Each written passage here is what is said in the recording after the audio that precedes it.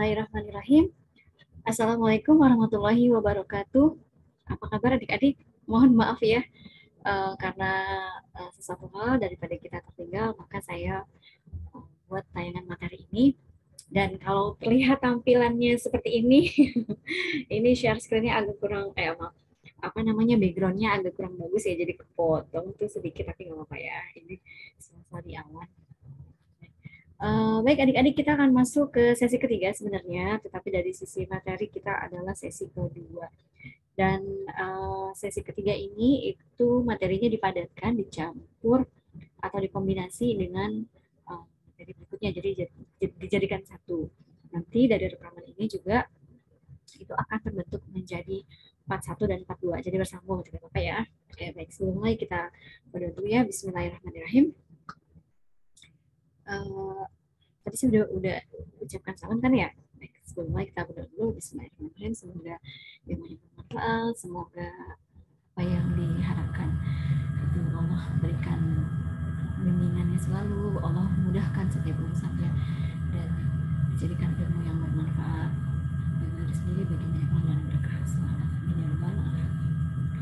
Oke, baik, langsung ya, kita akan masuk ke sesi. Sebentar, saya share screen dulu ya. Nah, kita masuk ke sesi 2 dari materi, tapi kalau dari perkuliahan sebenarnya kita sudah di sesi 3 ya. Nah, materi kita kali ini adalah mengenai tantangan komunikasi dan lingkup komunikasi bisnis.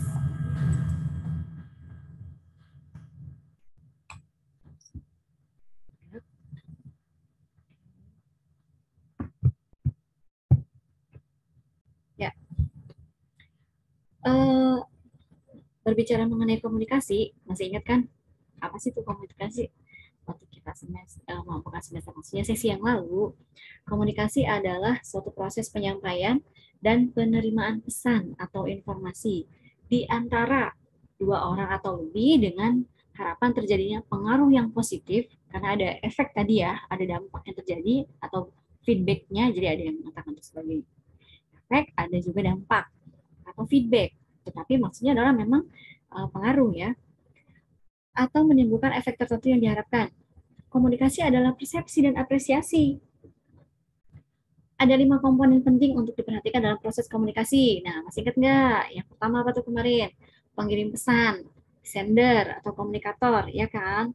Kemudian apa? Pesan yang dikirim, yaitu message-nya. Kemudian apalagi? Bagaimana pesan tersebut disampaikan, delivery channel-nya atau media. Kemudian apalagi? Masih ingat? Penerima pesan, receiver-nya atau komunikannya. Dan umpan balik atau efek atau feedback. Nah, merujuk dari dari sesi sebelumnya, berarti komunikasi itu bisa terganggu tidak? Bisa, karena ini kan komunikasi antara dua orang ya. Kadang-kadang kalau misalkan kita ngobrol sama teman aja, nggak nyambung ya. Atau misalkan kita bertanya kepada seseorang, itu kadang juga meleset gitu apa yang ditanyakan. Komunikasi itu bisa seringkali terganggu atau bahkan dapat menjadi buntu sama sekali. Nah, faktor hambatan yang biasanya terjadi dalam proses komunikasi. Tuh, masih ingat nggak? Faktor hambatan yang terjadi dalam komunikasi. Nah, kemarin kita sudah bahas faktor hambatan banyak sekali, ya kan? Tapi nanti dalam pertemuan kali ini juga ada ulasan lagi mengenai faktor hambatannya. Tetapi lebih spesifik untuk komunikasi di lingkup organisasi. Nah, berikutnya, tantangan kompetensi komunikasi bisnis di masa depan. Untuk dapat mengembangkan kemampuan dalam berkomunikasi secara efektif, baik secara personal maupun profesional, paling tidak kita harus menguasai 4 jenis keterampilan dasar dalam komunikasi, yaitu kita harus mampu menulis, membaca, berbicara, dan mendengar. Kenapa ini penting? Karena seseorang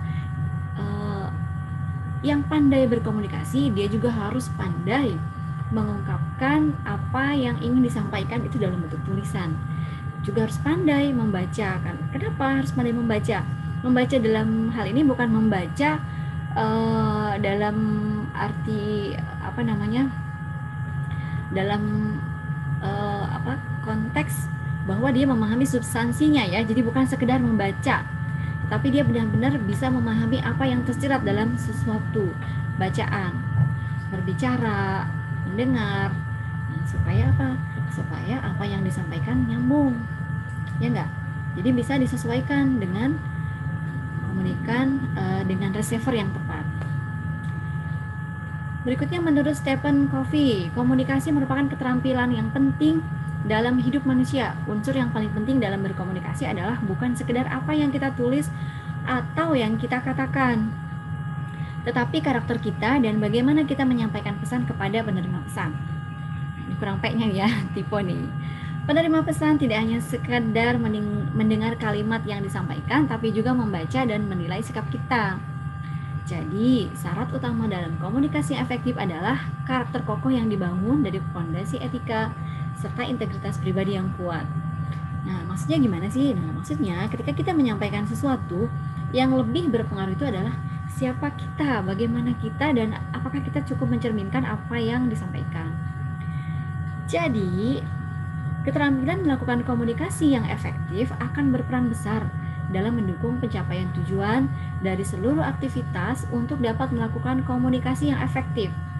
Maka, kemampuan untuk mengirimkan pesan atau informasi yang baik, kemampuan untuk menjadi pendengar yang baik, serta keterampilan menggunakan berbagai media atau alat audio visual merupakan bagian yang sangat penting. Kenapa? Karena dengan berbagai macam kompetensi dalam komunikasi, itu akan memudahkan kita untuk dapat menyampaikan pesan dengan baik. Jadi pesannya tidak meleset nih, oh mau ngomongin apa, ternyata yang diomongin apa gitu kan, itu meleset kalau begitu. Nah, berikutnya adalah faktor hambatan yang biasanya terjadi dalam proses komunikasi. Nah, ini menurut Jutono ya. Yang pertama, nah masih ingat ya yang dulu sesi sebelumnya, itu ada hambatan teknis, kemudian ada hambatan semantik, dan hambatan manusiawi. Hambatan teknis, masih ingat? Apakah itu? Hambatan teknis, hambatan jenis ini timbul karena lingkungan yang memberikan dampak pencegahan terhadap kelancaran pengiriman dan penerimaan pesan. Nah, dari sisi teknologi, keterbatasan fasilitas dan peralatan komunikasi akan semakin berkurang dengan adanya temuan baru di bidang teknologi komunikasi dan sistem informasi, sehingga saluran komunikasi dalam media komunikasi dapat diandalkan lebih efisien. Nah, ini hambatan teknis ya, jadi terkait dengan alat-alatnya, prasarananya. Kemudian hambatan semantik. Nah, masih ingat ya kemarin ada hambatan fisiologis ya kan. Nah, hambatan semantik ini menjadi hambatan dalam proses penyampaian pengertian atau ide secara efektif. Sebenarnya kalau dari definisi semantik itu dapat diartikan sebagai pengertian atau sesuatu yang diungkapkan lewat bahasa. Suatu pesan yang kurang jelas akan tetap menjadi tidak jelas bagaimanapun baiknya transmisi. Nah, kalau itu diungkapkan dalam bahasa yang tidak dapat dipahami, begitu ya contohnya. Nah, jadi bagaimana dong untuk menghindari miskomunikasi semacam ini? Seorang komunikator harus memilih kata-kata yang tepat dan sesuai dengan karakteristik komunikannya. Jadi ketika kalian misalkan kalian bekerja sebagai broker, misalkan sebagai broker perumahan gitu kan, atau broker asuransi. Nah, kalian harus bisa membedakan bagaimana berbicara dengan konsumen pedagang dan bagaimana berbicara dengan konsumen yang bekerja sebagai staf di kantor. Itu caranya berbeda tentu ya.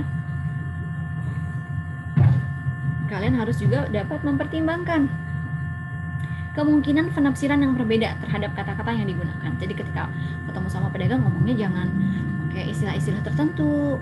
Ketika ngomongnya sama staf-staf yang bekerja di kantor, karyawan yang ada di kantor gitu, itu juga harus menggunakan bahasa yang berbeda. Atau misalkan dengan staf yang ada yang bekerja di sebuah perusahaan tapi bukan bagian kantor, bagian produksi misalkan. Nah, kita harus bisa merangkai atau menentukan kata-kata yang sesuai dengan komunikannya. Nah, berikutnya menurut Craden dan Sherman, hambatan ini mencakup yang pertama, hambatan yang berasal dari perbedaan individual manusia, seperti perbedaan persepsi, umur, keadaan, emosi, status, keterampilan mendengarkan, pencarian informasi, dan penyaringan informasi. Ya kan? Tadi sudah jelas sedikit ya, karena ini juga berpengaruh sekali bagaimana cara mereka menangkap, bagaimana cara mereka mempersepsikan, bagaimana cara mereka menginterpretasikan apa yang disampaikan. Yang kedua adalah hambatan yang ditimbulkan oleh iklim psikologis. Nah, dalam organisasi atau lingkungan sosial dan budaya, seperti suasana dan iklim kerja serta tata nilai yang dianut. Nah, contoh seperti kemarin kan, kalau misalnya nih, misalkan kita berada di satu wilayah atau di suatu daerah, cara bersalamannya itu misalkan berbeda gitu. Nah, kita jangan mudah tersinggung karena mungkin budaya di sana berbeda begitu ya. Jadi yang pertama memang kalau mau pergi kemana-mana harus diamati dulu. Diamati apanya? Diamati kebiasaan-kebiasaan, faktor budaya dan sebagainya. Kemudian yang berikutnya adalah komunikasi dalam sebuah organisasi. Nah, kita sudah masuk di konteks komunikasi dalam sebuah organisasi. Kalau ditinjau dari aspek bisnis, organisasi adalah sarana manajemen, ya kan? Dilihat dari aspek kegiatan ya, karena dia merupakan jembatan dari manajemen sebagai bingkai dari sebuah perusahaan supaya operasional tetap bisa berjalan. Korelasi antara ilmu komunikasi dengan organisasi terletak pada peninjauannya yang berfokus kepada manusia-manusia yang terlibat di dalamnya untuk mencapai tujuan organisasi. Karena dia tadi sebagai sebagai jembatan ya fungsinya dari stakeholdernya dengan karyawan. Membentuk satu bingkai, satu rangkai. Nah, kemudian dalam lingkup organisasi, tujuan utama komunikasi adalah memperbaiki organisasi yang ditafsirkan sebagai upaya yang dilakukan untuk mencapai tujuan-tujuan manajemen. Komunikasi organisasi terjadi setiap saat, ya kan? Karena memang interaksinya juga komunikasinya, kemudian mobilitasnya itu kan bersinggungan terus ya, dan kontinuitasnya terus berlangsung. Dan dapat didefinisikan sebagai maaf ini ketutup sama kamera. Dapat didefinisikan sebagai pertunjukan dan penafsiran pesan di antara unit-unit komunikasi yang merupakan bagian dari suatu organisasi.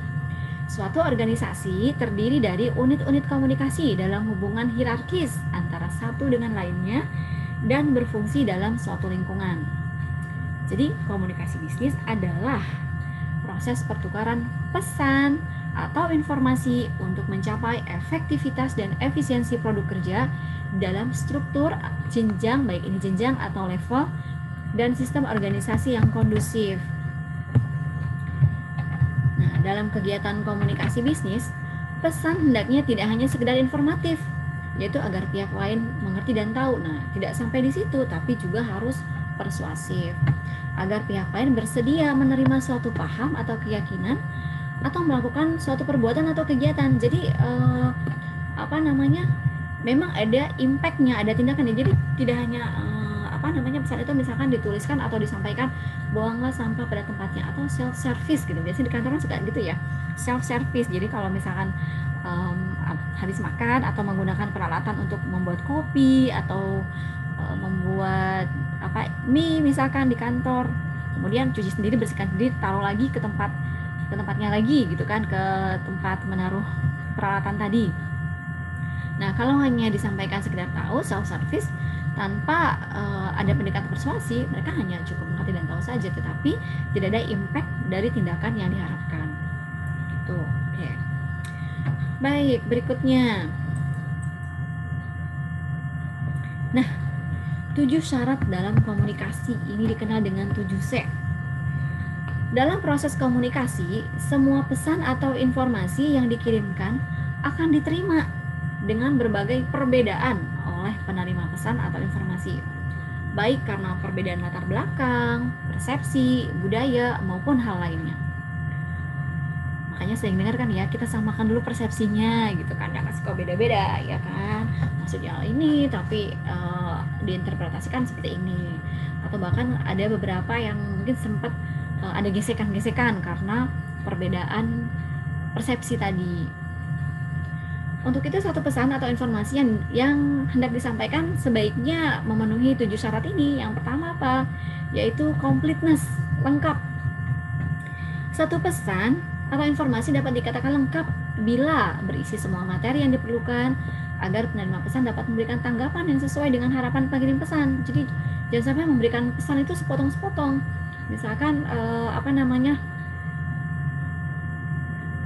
gula apa tuh kalau di kantor suka ada kan informasi yang sepotong-sepotong ya, gula habis gitu, ada di laci. Nah kan bingung kan, yang lain mungkin gula habis ada cari di laci, oh nggak ada di laci, ternyata gulanya habis, kalau mau beli uangnya ada di laci. Nah gitu kan. Kadang-kadang kan orang ngomongnya singkat-singkat gitu ya, jadi informasi disampaikan dengan lengkap. Juga kita sering kan mengalami kejadian atau sering juga mendengar berita-berita di TV, ada informasi-informasi yang dipangkas gitu kan, tidak lengkap, sehingga menimbulkan sebuah konflik. Nah itu karena informasi yang tidak lengkap. Kemudian yang kedua adalah conciseness, singkat. Satu pesan dikatakan concise bila dapat mengutarakan gagasannya dalam jumlah kata sekecil mungkin, singkat, padat tapi jelas, tanpa mengurangi makna, namun tetap menonjolkan gagasannya. Misalnya apa ya, yang singkat saja ya, buang sampah pada tempatnya. Itu kan singkat ya, dan orang cukup bisa mengerti. Atau lebih singkat lagi apa? Matikan listrik setelah digunakan. Nah itu kan itu lebih jelas lagi dan tegas ya kan. Kemudian berikutnya adalah consideration, pertimbangan. Penyampaian pesan hendaknya menerapkan empati dengan mempertimbangkan dan mengutamakan penerima pesan. Jadi jangan menurut versi kita aja nih, menurut kita, menurut saya itu sudah cukup jelas kok, dia bisa mengatakan sendiri. Kita jangan berasumsi. Nah kita harus memposisikan diri kita sebagai pendengar.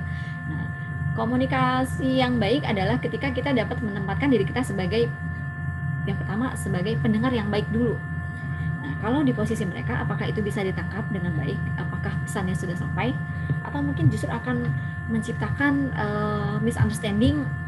Kan banyak ya berita-berita tentang kesalahpahaman yang mengerucut menjadi konflik yang berbahaya, ya kan?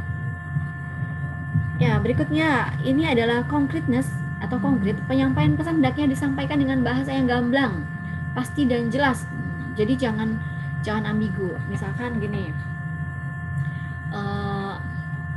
tadi ada bidadari dari kamar mandi, sepertinya ada yang lupa gitu kan. Nah itu kan nggak jelas gitu kan, ya bilang aja habis dari kamar mandi matikan kerannya, begitu kan, jadi airnya tidak terbuang-buang. Kan bingung orang, apa hubungannya bidadari dari kamar mandi. Nah itu contoh ya, atau dari toilet misalkan kalau di kantor. Kemudian berikutnya adalah clarity atau kejelasan. Pesan hendaknya disampaikan dengan bahasa yang mudah dimengerti dan mudah diinterpretasikan serta memiliki makna yang jelas. Ya, contohnya tadi ya, matikan listrik setelah digunakan. Nah itu kan jelas ya. Pastikan keran air tertutup dengan rapat. Nah itu juga jelas juga. Kemudian courtesy, kesopanan. Pesan disampaikan dengan gaya bahasa dan nada yang sopan, akan memupuk hubungan baik dan komunikasi nanti kalau kita sopan. Pernah nggak ketemu orang bahasanya sopan tapi gayanya tidak sesuai dengan pernyataannya? Nah, bahasa-bahasa yang seperti ini juga banyak kalau kita lihat di jalan gitu ya.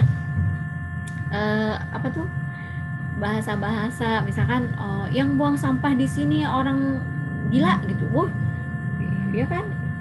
Atau bahkan ada yang lebih ekstrim lagi yang saya tidak berani untuk katakan itu ya, itu parah banget gitu untuk diungkapkan gitu. Nah lebih baik mengubah penyataannya ke dalam bentuk positif gitu kan. Kemudian berikutnya tadi correctness, ketelitian. Pesan hendaknya dibuat dengan teliti dan menggunakan tata bahasa, tanda baca, dan ejaan dengan benar. Ini baik terutama khususnya untuk sesuatu yang formal atau resmi. Jadi tidak terjadi kesalahan interpretasi. Sayang sekali ya ketika tanda baca ini salah ditempatkan atau salah diposisikan, akan salah pula cara membacanya, cara penekanannya, dan bahkan bisa merubah maknanya, ya kan? Nah, ini bagian dari keterampilan berbahasa. Nah, makanya ada pelajaran bahasa Indonesia. Walaupun bahasa kita sendiri tetap harus dipelajari. Nah, berikutnya pentingnya kemampuan komunikasi bisnis. Kenapa sih komunikasi bisnis ini penting? Sebentar ya, saya sambil geser ininya. Tutup saya.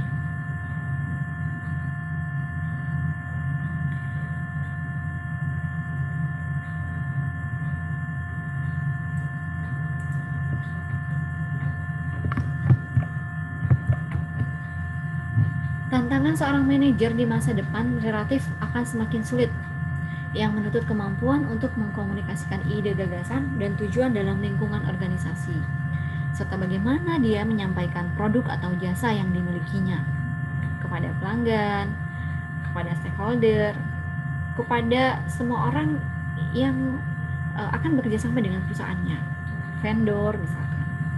Di sisi lain, proses manajemen itu adalah merupakan suatu aktivitas komunikasi. Nah, jadi tidak bisa lepas ini dari bagaimana dia mengasah kemampuannya untuk berkomunikasi.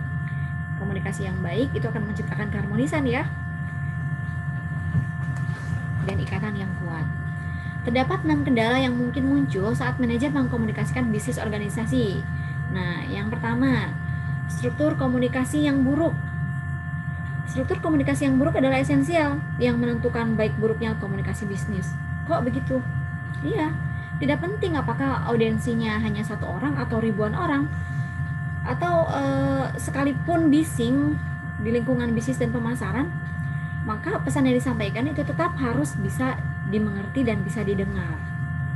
Nah, struktur komunikasi yang baik,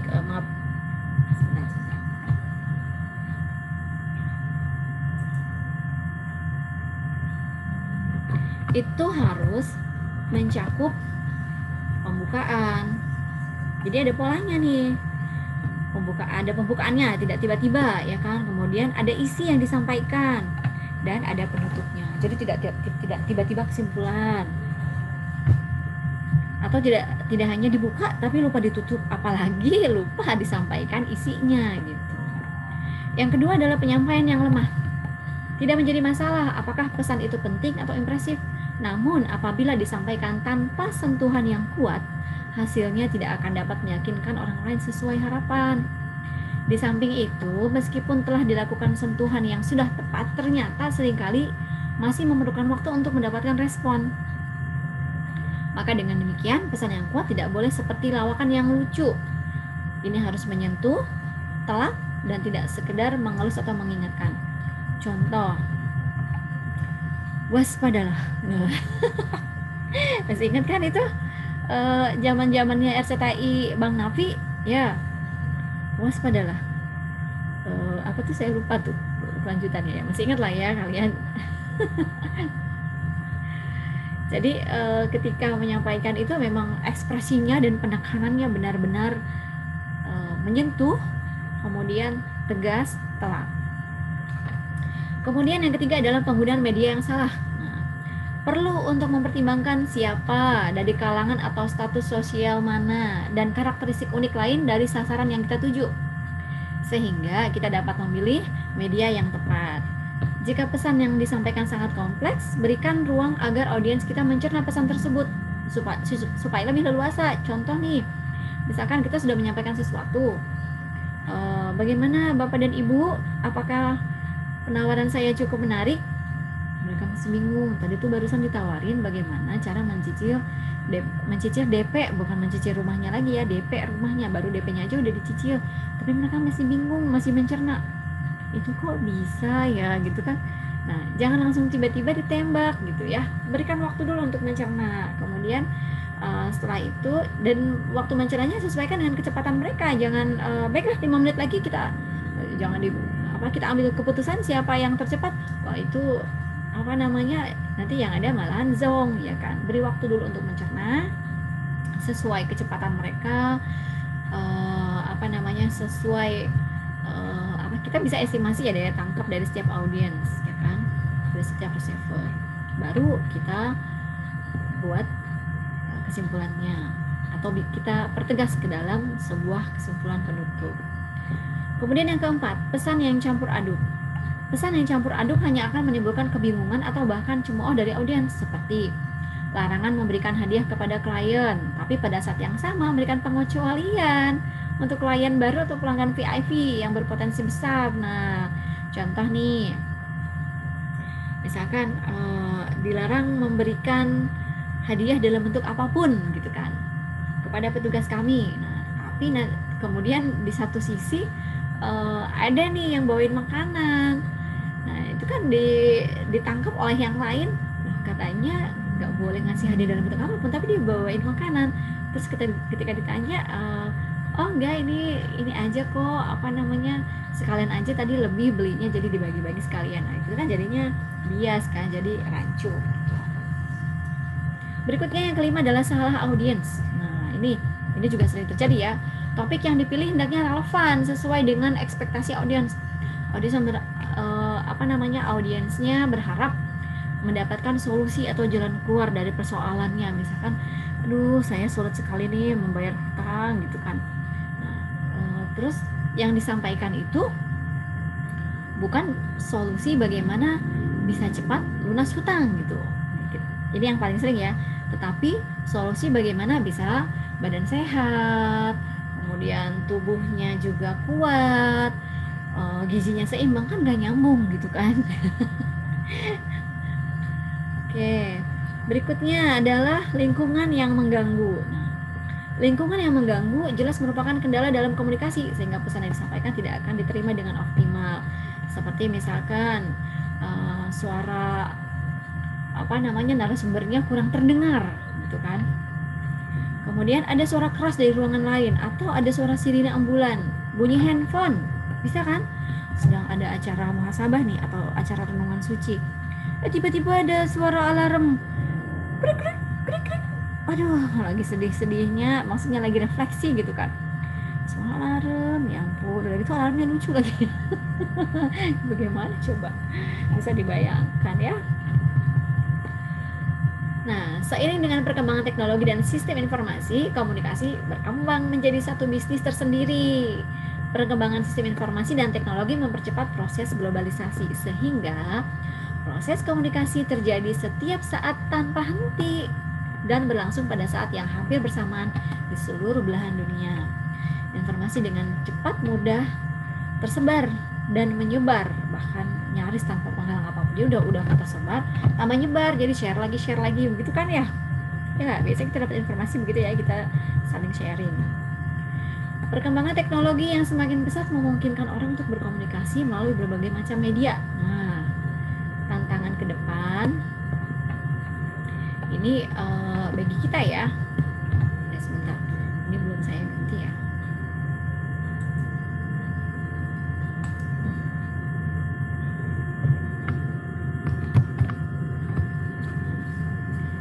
Ini ya, tantangan ke depan bukan sekedar menjual produksi atau hasil produk dan jasa perusahaan, tapi bagaimana menyampaikan pesan bahwa produk atau jasa yang ditawarkan itu memberikan manfaat kepada banyak orang dengan beragam budaya. Jadi bukan hanya produk itu cocok pada budaya Sunda, tidak cocok budaya Jawa, cocok pada budaya Batak, tidak cocok pada budaya Bali. Wah, kalau itu kan repot kalau kayak gitu, ya nggak? Cocok dengan semua latar belakang dan sebagainya. Proses penyampaian pesan atau informasi dapat dilakukan secara satu arah, seperti melalui media elektronik, kemudian media cetak dan jaringan internet. Nah, bahkan sekarang sudah interaktif juga ya untuk melalui jaringan internet, ya kan, seperti Zoom, kemudian video call, kemudian Google Meet, itu sudah interaktif. Nah, komunikasi bisnis dan e-commerce ini ya sebentar.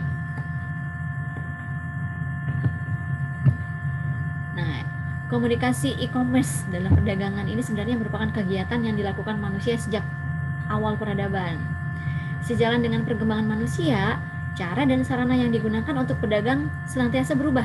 Nah, bentuk perdagangan terbaru dan kian memudahkan ini kian memudahkan pengguna ya. Friendly user ini adalah e-commerce. Secara umum, e-commerce dapat didefinisikan sebagai segala bentuk transaksi, perdagangan atau perniagaan barang dan jasa dengan menggunakan media elektronik. Nah, yang populer itu adalah internet, walaupun sebenarnya media elektronik bukan hanya internet. Perkembangan teknologi di masa mendatang memberikan kemungkinan yang terbuka untuk pengguna media lain selain internet, apalagi pada masa pandemi, di mana mobilitas orang dibatasi, ya kan?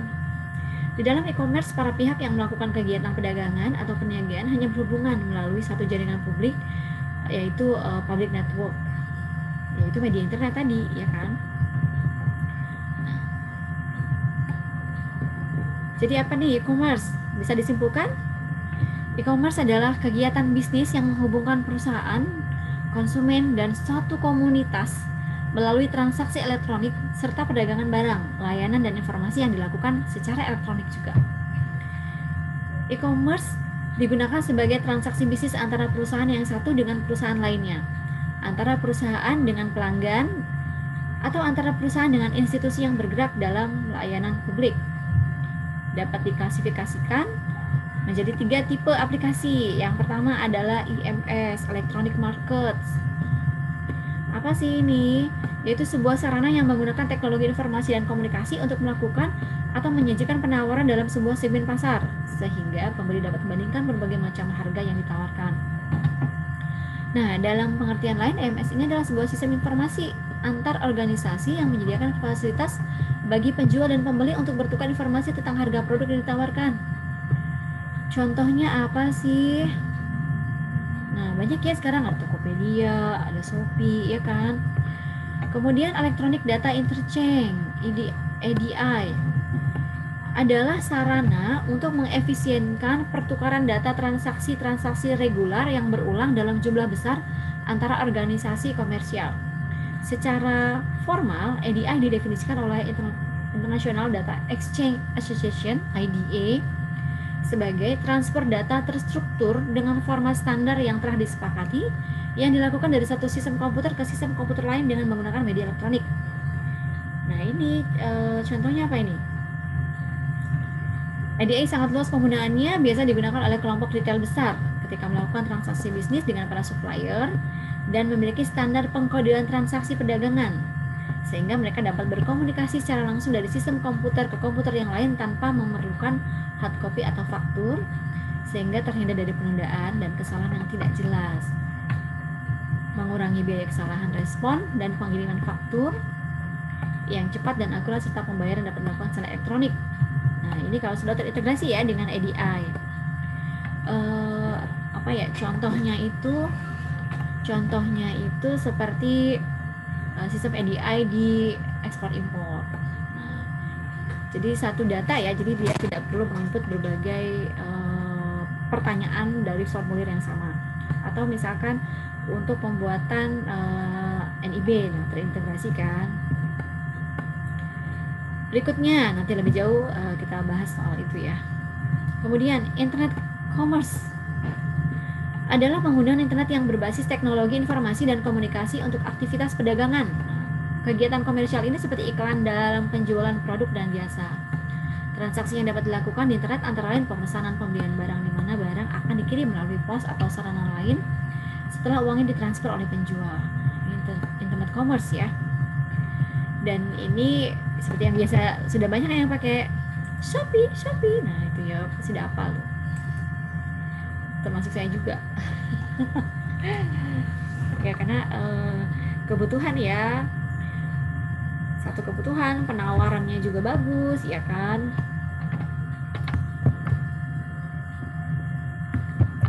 Oke, berikutnya.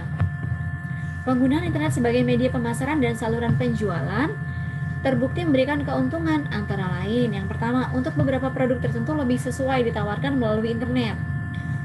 Ya, tidak semua produk bisa ditawarkan secara offline ya. bahkan banyak benefitnya, tapi juga ada kekurangannya. Kemudian harga lebih murah, mengingat membuat situs di internet lebih murah biayanya dibandingkan dengan membuka outlet retail di berbagai tempat. Iya betul, toko dunia maya lebih murah daripada membayar sewa ya. Tetapi untuk beberapa produk tertentu tetap dibutuhkan toko fisiknya atau tempat fisiknya. Internet merupakan media promosi perusahaan dan produk yang paling tepat dengan harga yang relatif lebih murah. Dan pembelian melalui internet selalu akan diikuti dengan layanan pengantaran barang sampai di tempat pemesan. Nah, jadi puas ya kan, belinya mau jauh juga, harganya kompetitif juga, kita puas ya kan. Nah, berbeda dengan transaksi perdagangan biasa, transaksi e-commerce memiliki beberapa karakteristik yang sangat khusus, yaitu yang pertama, transaksinya tanpa batas. Sebelum era internet, batas-batas geografi seringkali menjadi penghalang perusahaan untuk go internasional. Nah, sekarang kita bisa beli barang apapun dari luar atau dari pulau yang lain, ya kan? Apalagi kalau dari pulau yang lain masih dalam negeri ya, dari luar juga bisa. Kemudian dan itu bisa diakses 24 jam. Misalkan mau beli apa baru ingat nih sekarang, aduh udah malam. Nah, kalau toko biasa kan keburu tutup, besok lagi sudah sibuk lagi, lupa lagi. Tapi kalau sudah melalui e-commerce, transaksinya e-commerce ini 24 jam bisa diakses. Kemudian transaksi anonim. Para penjual dan pembeli dalam transaksi melalui internet tidak harus bertemu muka satu sama lain. Penjual tidak memerlukan nama dari pembeli sepanjang pembayarannya sudah diotorisasi oleh penyedia layanan sistem pembayaran yang ditentukan. Nah, contohnya apa nih? Bukan hanya terbatas pada kartu kredit ya. Kalau kartu kredit ya memang jelas ya, tapi sekarang banyak sekali aplikasi digital untuk pembayaran.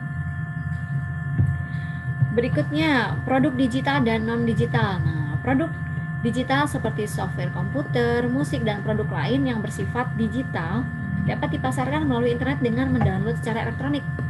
Dalam perkembangannya, objek yang ditawarkan melalui internet juga meliputi barang kebutuhan lainnya, ya enggak? Contoh apa nih? Contoh kita mau beli bunga, jauh-jauh cari bunga, keliling-keliling, habisin waktu kan? Nah, cari aja ini sebentar, bisa sambil santai carinya, kemudian setelah dapat, kita tinggal tunggu barangnya datang. Bisa instan atau Green Express contoh ya, atau mau datangnya nanti juga apa, mau santai atau mau cepat, tinggal pilih ya kan. Oke, berikutnya produk barang tak berwujud. Banyak perusahaan yang bergerak di bidang e-commerce menawarkan barang tak berwujud atau intangible seperti data, software, dan ide-ide yang dijual melalui internet. Implementasi e-commerce pada dunia industri semakin lama semakin luas, tidak hanya memberikan kemudahan dalam bisnis tapi juga mengubah suasana kompetisi menjadi semakin dinamis dan global. Ya, karena memang ini tidak bisa dihindari ya, kemajuan perkembangan teknologi, dan juga memang merupakan kebutuhan untuk dapat memenangkan persaingan. Nah, berikutnya adalah komunitas bisnis elektronik, electronic business community.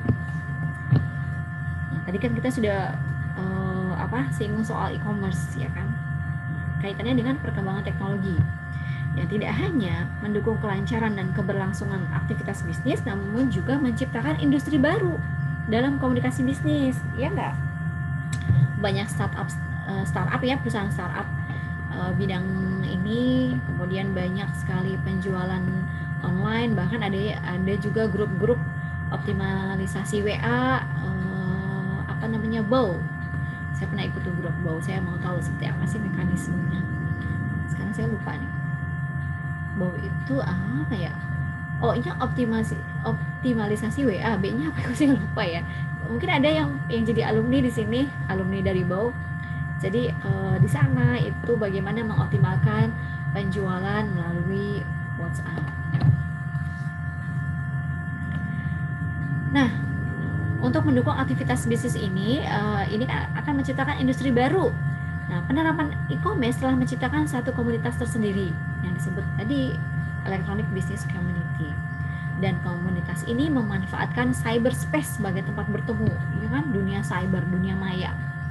Berkomunikasi dan berkoordinasi secara intensif dengan memanfaatkan media dan infrastruktur telekomunikasi serta teknologi informasi dalam menjalankan kegiatan sehari-harinya. Ketika lampu mati,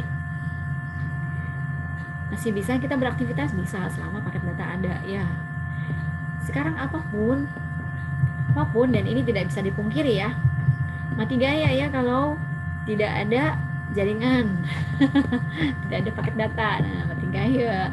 Mau jualan bingung, mau berselancar secara virtual, maksudnya ketika misalkan butuh inspirasi, nah bingung mau jalan-jalan nggak boleh gitu kan, pandemi.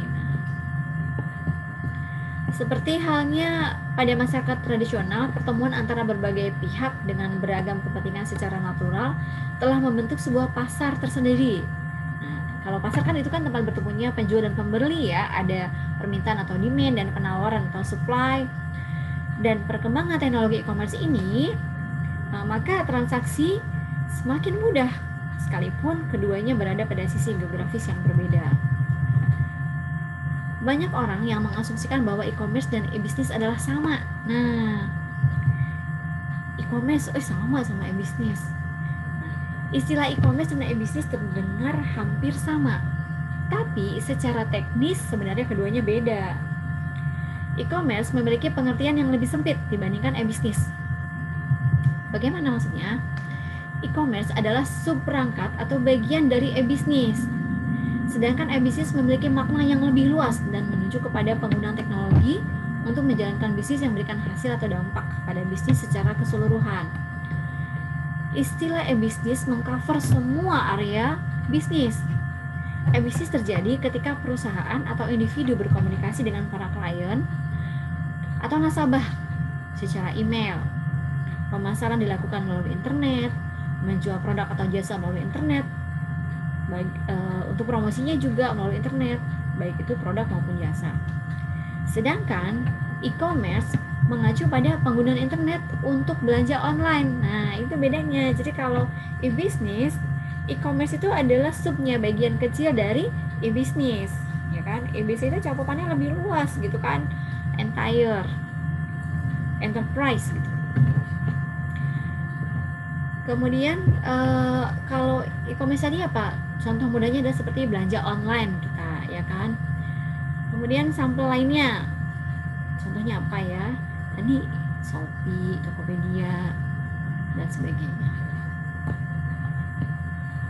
Oke, nanti kalau ada pertanyaan silahkan ditanyakan di grup ya. Kita kejar materi dulu karena ini kan panjang nih, materinya lumayan panjang. Di Indonesia internet belum terlalu populer dulu ya, tapi sejak pandemi itu semakin populer. Tetapi penetrasinya masih walaupun perkembangannya pesat, penetrasinya pesat, kalau dibandingkan dengan yang ada yang sudah berjalan di luar negeri, itu memang masih belum terlalu mengimbangi ya. Kenapa? Karena masyarakat tradisional kita masih belum dapat sepenuhnya menggunakan teknologi ini. Kita masih sering bertemu para orang tua yang memiliki handphone yang layar kecil, ya kan. Nah, kalau bisa ditebak kan, kalau layarnya kecil ada banyak tombolnya, itu kan berarti handphone periode beberapa tahun yang lalu, ya kan, bukan smartphone.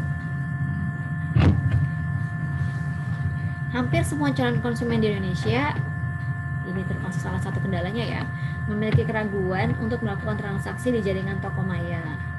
Ya, masih banyak, walaupun sekarang karena pandemi juga ya, ini mendorong orang banyak melakukan transaksi di dunia maya. Tetapi masih ada kekurangan-kekurangan, contohnya seperti iklan-iklan di Facebook kan semakin banyak ya, karena Facebook ada marketplace-nya sekarang. Contoh banyak orang yang jual beli tanah, ya kan, itu lebih cepat di Facebook, atau misalkan menawarkan jasa-jasa pembuatan kitchen set dan sebagainya.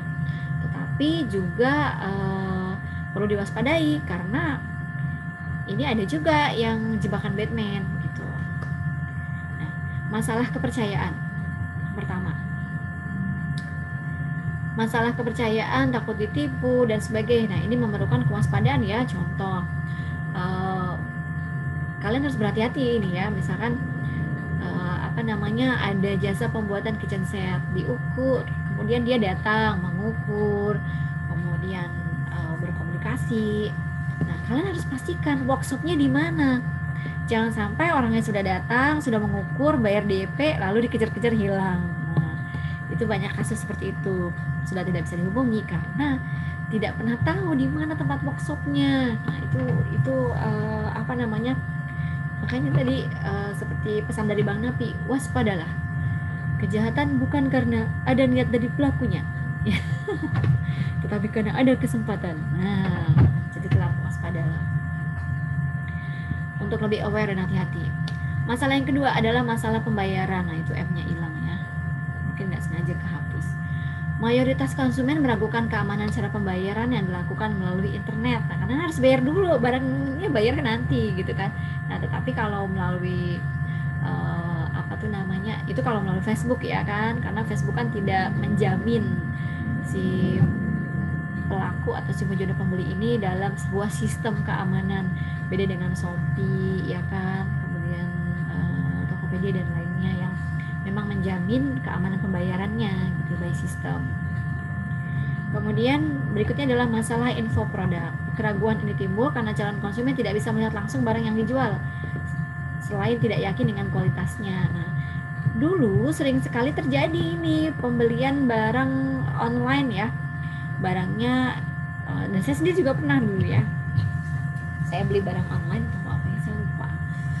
Nah, ketika bajunya datang itu ternyata dia punya renda-renda itu beda-beda warna gitu kan, beda warnanya mending dekat gitu, beda warnanya jauh jadi belang-belang. Ketika di komplain atau minta di retro nggak mau, padahal kan tidak sesuai gambar gitu.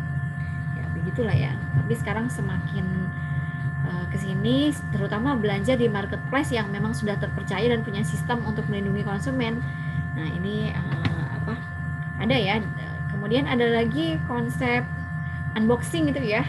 Kalau misalnya kita beli sesuatu online, buka barangnya itu sambil divideokan, ya kan. Jadi proses pembukaan awal sampai akhir, sehingga kalau komplain itu bisa diterima. Tapi kalau misalkan kita tidak videokan dari awal, dia tidak mau terima gitu. Contoh saya suka jual beli madu asli. Nah kadang-kadang pecah, konsumennya itu merasa rugi, produsennya tidak mau juga karena merasa kurang bukti dan sebagainya. Berikutnya, mayoritas konsumen masih merasa lebih aman serta nyaman dalam bertransaksi jika dilakukan dengan cara interaksi dua arah secara langsung. Nah, kalau ini memang ya kan, di mana-mana juga pasti masih sama ya. Kalau ini kan menciptakan rasa keamanan karena rasa aman, karena kan face to face, bisa dilihat sensitivitasnya, dari seluruh panca indera kita bisa merasakan gitu ya. Kemudian kejadiannya real ya. Bisnis dalam era globalisasi akan diselenggarakan dalam dukungan penuh satu kerja tim yang memiliki kemampuan untuk memadukan keuletan bernegosiasi dengan wawasan atau visi. Nah, jadi memang ini harus ya, ketika sebuah tim untuk bisa menang dalam persaingan tidak mampu dia memiliki visi yang jelas, ya tinggal menghitung waktu mundur.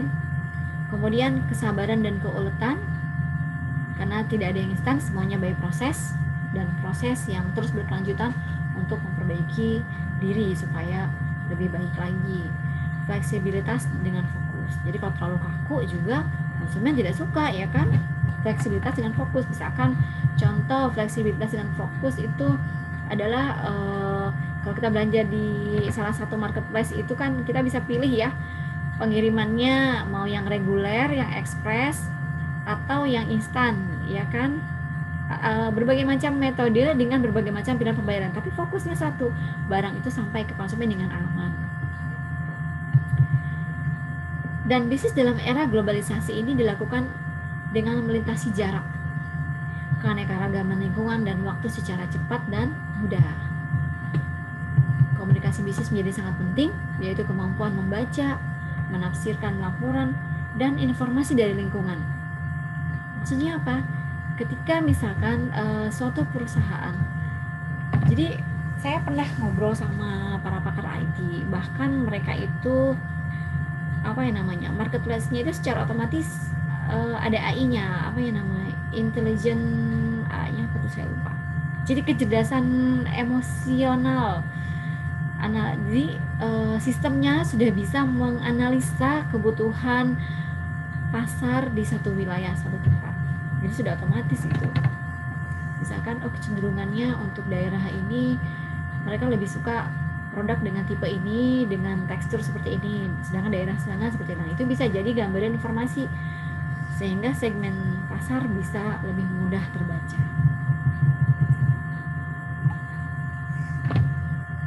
Oke, berikutnya. Nah, proses komunikasi organisasi. Di era bisnis, komunikasi berkembang menjadi satu bisnis tersendiri, ya. Semakin, apalagi perusahaan-perusahaan yang bergerak di bidang IT juga semakin booming ya di masa pandemi terutama. Dan perkembangan sistem informasi dan teknologi ini mempercepat proses globalisasi dan memberikan peluang bagi dunia usaha. Komunikasi dalam organisasi biasanya membahas tentang fungsi dan struktur organisasi, hubungan antar manusia, komunikasi dan proses dalam organisasi, serta budaya organisasi tersebut. Komunikasi organisasi diberikan batasan sebagai arus dalam suatu jaringan yang sifat hubungannya saling bergantung satu sama lain. Dan arus komunikasi tersebut meliputi komunikasi horizontal dan vertikal. Nah, kalau horizontal berarti itu sesama lininya ya. Sedangkan vertikal berarti dari atasan dan bawahan atau pada level atau jenjang yang berbeda. Misalkan level direktur ke level operator. Komunikasi adalah sesuatu yang penting dalam manajemen yang merupakan salah satu alat dalam mengarahkan, memotivasi, memonitor, atau mengamati, serta melakukan evaluasi terhadap pelaksanaan manajemen perusahaan. Seringkali komunikasi memiliki fungsi dan juga manfaat yang berbeda, tergantung pada kondisi, subjek, dan komunikan yang terlibat dalam sebuah peristiwa komunikasi. Jadi komunikasi ini apa? Komunikasi organisasi adalah proses penciptaan dan saling menukar pesan dalam satu jaringan hubungan yang saling tergantung satu sama lain untuk mengatasi lingkungan yang tidak pasti atau selalu berubah-ubah. Organisasi dalam mencapai tujuan membutuhkan satu komunikasi yang berjalan dengan lancar dan efektif untuk memastikan kinerja organisasi dan kinerja SDM semakin meningkat atau berkualitas. Dengan sebentar.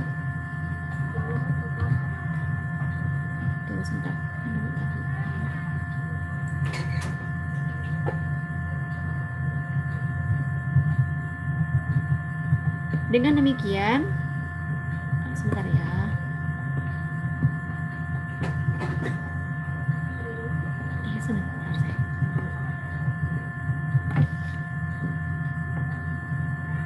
Dengan demikian, hampir semua anggota organisasi harus memahami proses komunikasi organisasi agar tidak terjadi kesalahan dalam memahami komunikasi yang sedang berlangsung di tengah mereka. Kegiatan komunikasi merupakan proses perpindahan informasi. Bisa dikatakan sudah ada sejak terbentuknya suatu masyarakat dan telah menjadi bagian dari kehidupan manusia. Nah, sebuah penelitian mengungkapkan bahwa 70% waktu bangun manusia digunakan untuk berkomunikasi.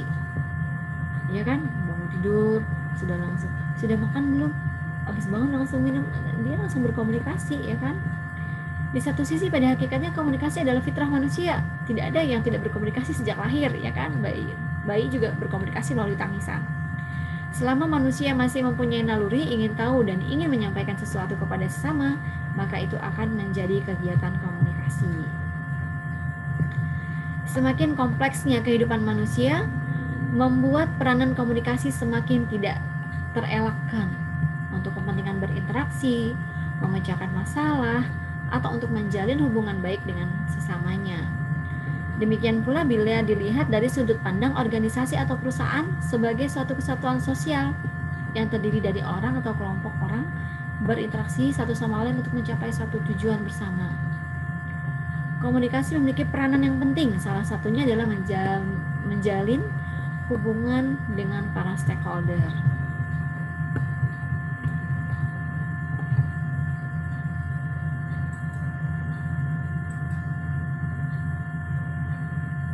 Nah, berikutnya adalah konsep dasar komunikasi organisasi.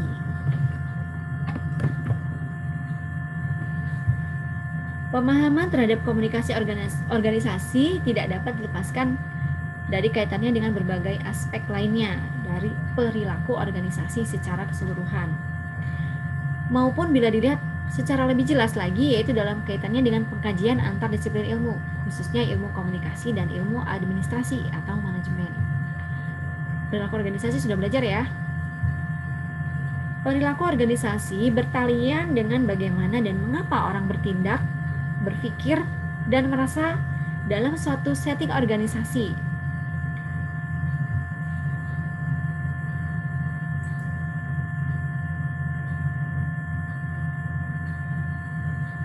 Sebentar.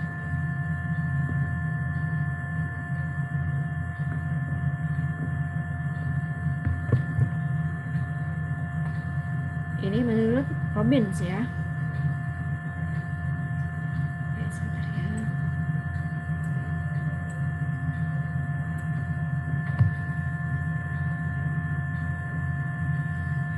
Salah satu hal penting dalam memahami komunikasi organisasi adalah bahwa kita memahami pendekatan yang mempengaruhi cara berpikir atau cara pandang terhadap organisasi. Organisasi menurut Robbins diartikan sebagai suatu unit atau satuan sosial yang dikoordinasikan dengan sadar, terdiri dari 2 orang atau lebih, yang berfungsi atas dasar yang relatif terus-menerus untuk mencapai suatu tujuan atau serangkaian tujuan bersama. Sedangkan menurut Pace dan Falls mengemukakan bahwa terdapat 2 pendekatan dalam memahami organisasi, pendekatan objektif dan pendekatan subjektif.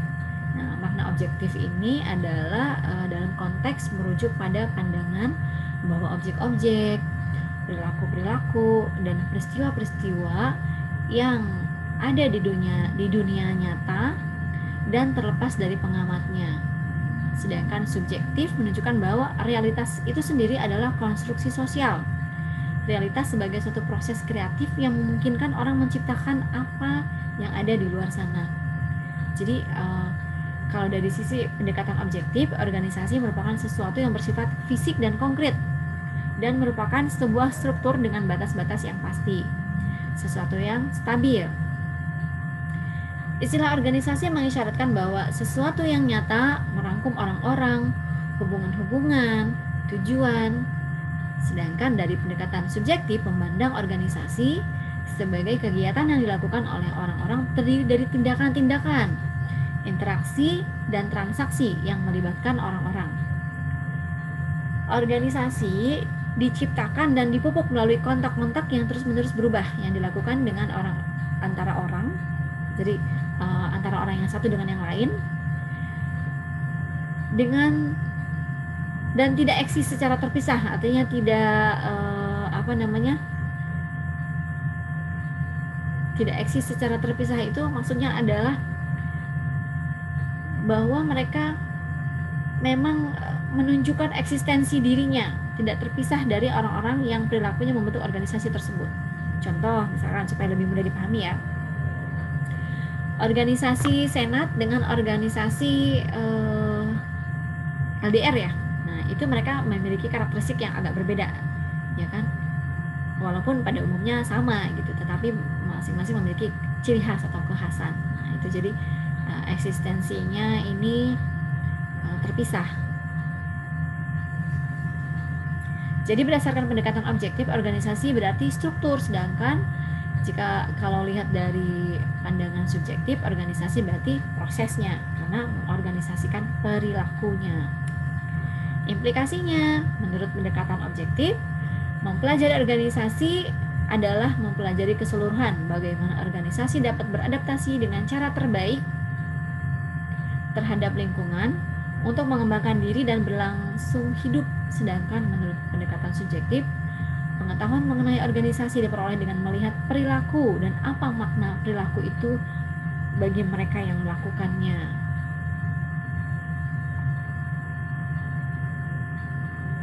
Kemudian pandangan yang kedua adalah dari sisi komunikasi. Istilah komunikasi mengandung makna bersama-sama, yaitu common atau commones dari sisi bahasa Inggris ya. Dari bahasa Latin communicatio yang berarti pemberitahuan, pemberian bagian dalam sesuatu, pertukaran, di mana si pembicara mengharapkan pertimbangan atau jawaban dari pendengarnya. Dan kata sifatnya adalah komunis yang artinya bersifat umum atau bersama-sama. Kata kerjanya adalah communicare, artinya berdialog, berunding atau bermusyawarah. Ini menurut Arifin ya. Komunikasi merupakan proses yang secara umum digunakan manusia dalam melakukan interaksi sosial. Pada dasarnya, komunikasi memiliki pengertian begitu luas, baik sebagai suatu ilmu yang tersendiri maupun sebagai suatu proses.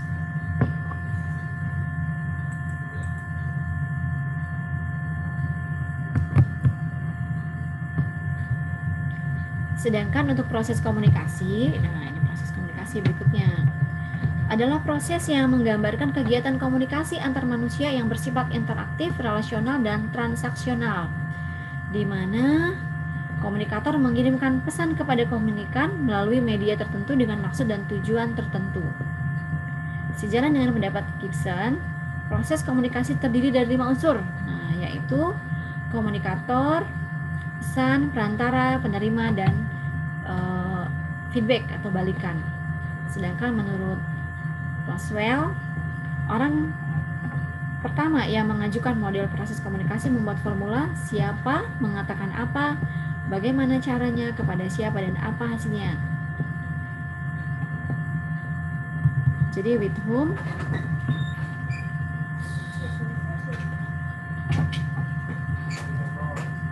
ya, kemudian kita lanjut ya.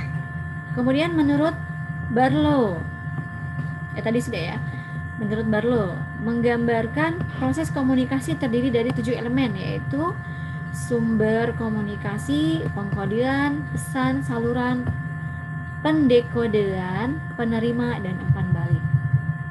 Dalam konteks organisasi, proses komunikasi tadi yang digambarkan lewat model dan disebutkan bahwa komunikasi merupakan aktivitas yang menghubungkan antar manusia dan antar kelompok dalam sebuah organisasi. Komunikasi antar individu dan kelompok atau tim dalam organisasi menciptakan harapan. Harapan ini kemudian akan menghasilkan peranan-peranan tertentu yang harus diemban untuk mencapai tujuan bersama, yaitu sebagai organisasi ya, agar pimpinan dapat mempengaruhi dan memotivasi para pekerja atau karyawan untuk bersama-sama mewujudkan tujuan organisasi. Maka perlu dikembangkan komunikasi efektif. Apabila komunikasinya sudah efektif, ia dapat mendorong timbulnya prestasi kerja dan kemudian memunculkan kepuasan kerja. Makanya komunikasi penting ya. Oke, berikutnya komunikasi internal dan eksternal.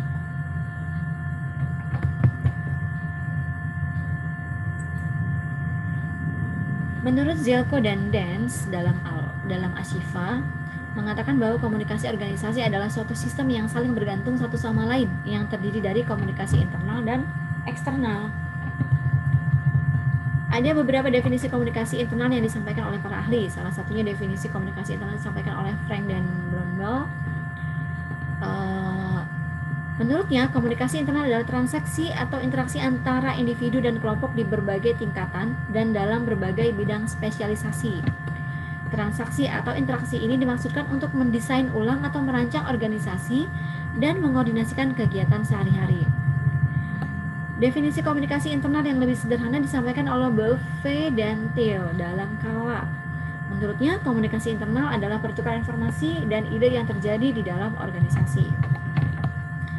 Sedikit berbeda dengan definisi dari Argenti dalam Kala, mengatakan bahwa komunikasi internal adalah tentang menciptakan atmosfer rasa hormat untuk semua karyawan dalam suatu organisasi.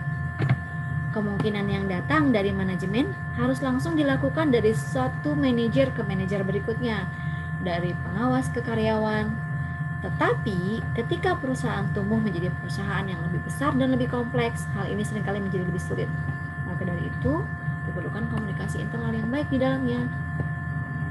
Karena komunikasi internal dalam organisasi itu yang mendorong energi organisasi untuk terus bertumbuh.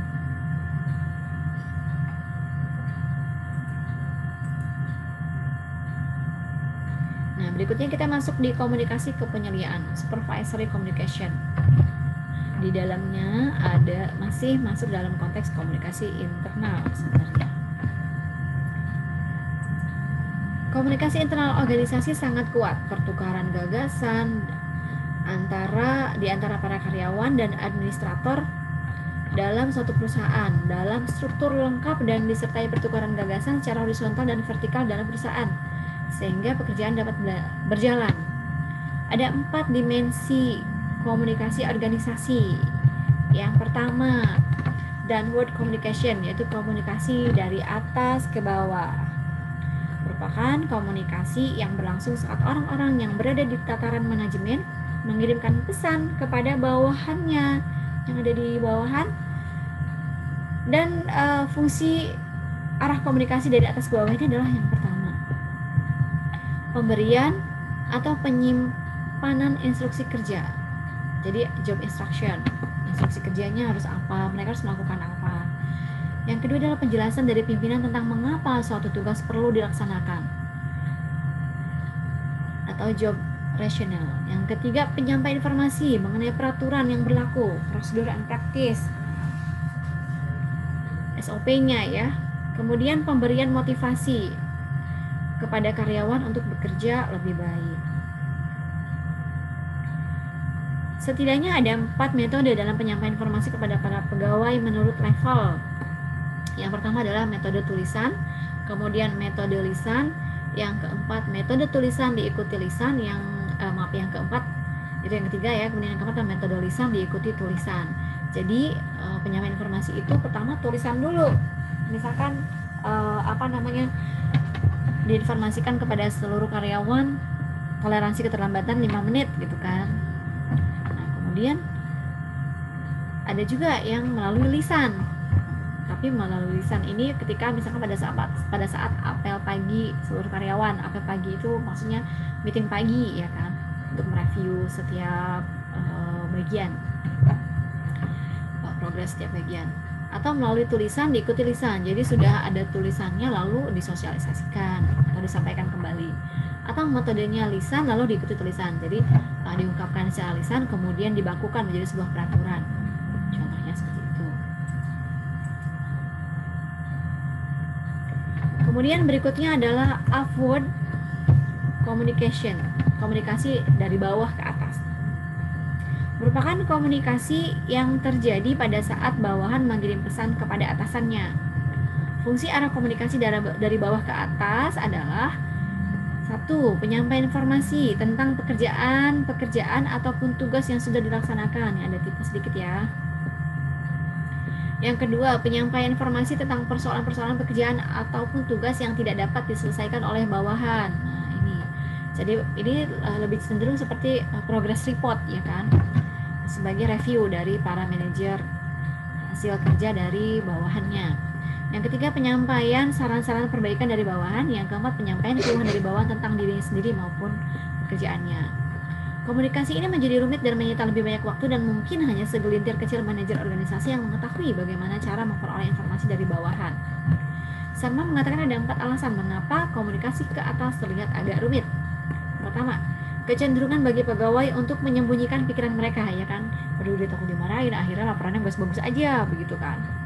Yang kedua, perasaan bahwa atasan mereka tidak tertarik kepada masalah yang dialami pegawai. Dia merasa memangnya dia peduli ya kalau saya sampaikan ini, nanti yang ada usulan saya malah tidak dianggap gitu, lebih fokus sama hasil saya gitu kan. Jadi tidak semua terungkap akhirnya. Kemudian yang ketiga, kurangnya penghargaan bagi komunikasi ke atas yang dilakukan pegawai. Nah, karena merasa tidak dihargai atau tidak didengarkan dengan baik, sehingga akhirnya tidak tersampaikan, padahal mungkin bisa jadi dari sesuatu itu akhirnya jadi ide-ide penting untuk dilakukan suatu perubahan. Kemudian perasaan bahwa atasan tidak dapat dihubungi dan tidak tanggap pada apa yang disampaikan pegawai. Nah, sebab itu kita dalam posisi apapun, terutama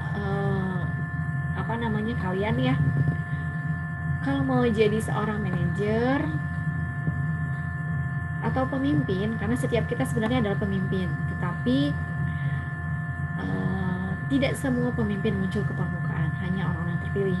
Dan orang terpilih itu kebanyakan memiliki telinga yang lebar, artinya bukan telinganya lebar beneran. Nah, itu bedanya ya, bisa baca dengan membaca secara implisit, mengerti makna atau menginterpretasikannya. Jadi artinya dia peka dan mau mendengarkan keluhan-keluhan, ya, pendengar yang baik. Jadi tidak baru disampaikan sedikit sudah langsung dibantah, kamu mah biasa lah begitu, terus kan bedanya. Dengarkan dulu secara keseluruhan, lalu tangkap maknanya, kemudian baru pertimbangkan sebuah respon dengan kata-kata yang paling sesuai. Berikutnya,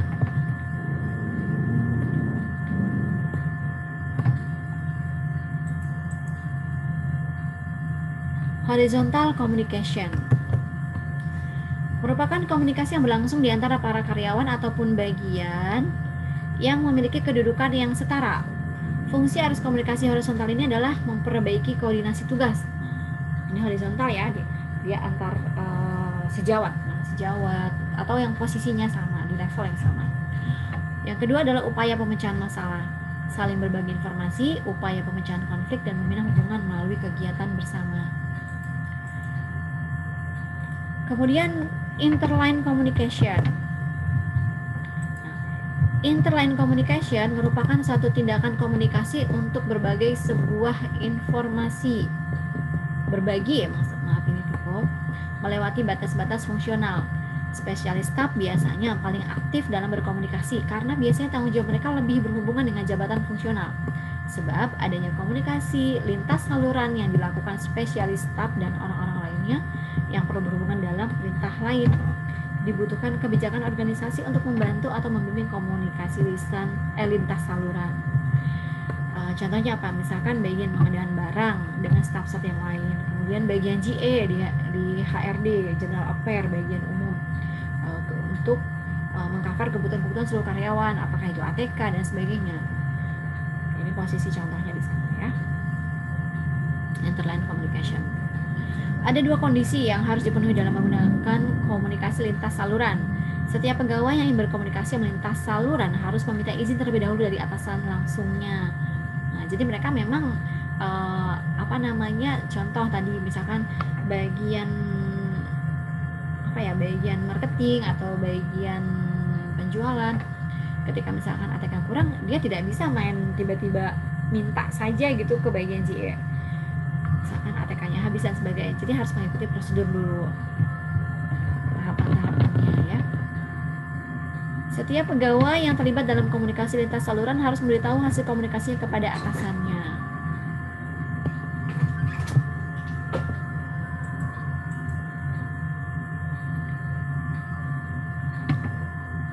Oke, sabar ya. Kita akan masuk ke satu slide ini dulu, nanti kita masuk ke part 2-nya ya. Kita masuk di komunikasi eksternal. Yang pertama adalah lingkungan. Yang dimaksud lingkungan adalah semua totalitas secara fisik dan faktor sosial yang diperhitungkan dalam pembuatan keputusan mengenai individu dalam suatu sistem. Yang termasuk lingkungan internal adalah personal atau anggota, tujuan, produk, dan sebagainya. Sedangkan lingkungan eksternal itu adalah langganan atau pelanggan, saingan, vendor, teknologi, dan sebagainya. Komunikasi organisasi terutama berkenaan dengan transaksi yang terjadi dalam lingkungan internal organisasi terdiri dari organisasi yang kulturnya dan antar organisasi dengan lingkungan eksternalnya. Yang dimaksud dengan kultur organisasi adalah pola kepercayaan dan harapan dari anggota organisasi yang menghasilkan norma-norma yang membentuk tingkah laku individu dan kelompok dalam organisasi. Organisasi sebagai satu sistem terbuka harus berinteraksi dengan lingkungan eksternal seperti teknologi, ekonomi, undang-undang, dan faktor sosial. Karena faktor lingkungan berubah-ubah, maka organisasi memerlukan informasi baru. Informasi ini harus dapat mengatasi perubahan dalam lingkungan dengan menciptakan dan pertukaran pesan baik secara internal kepada unit-unit yang relevan maupun dari kepentingan umum secara eksternal. Yang kedua adalah ketidakpastian.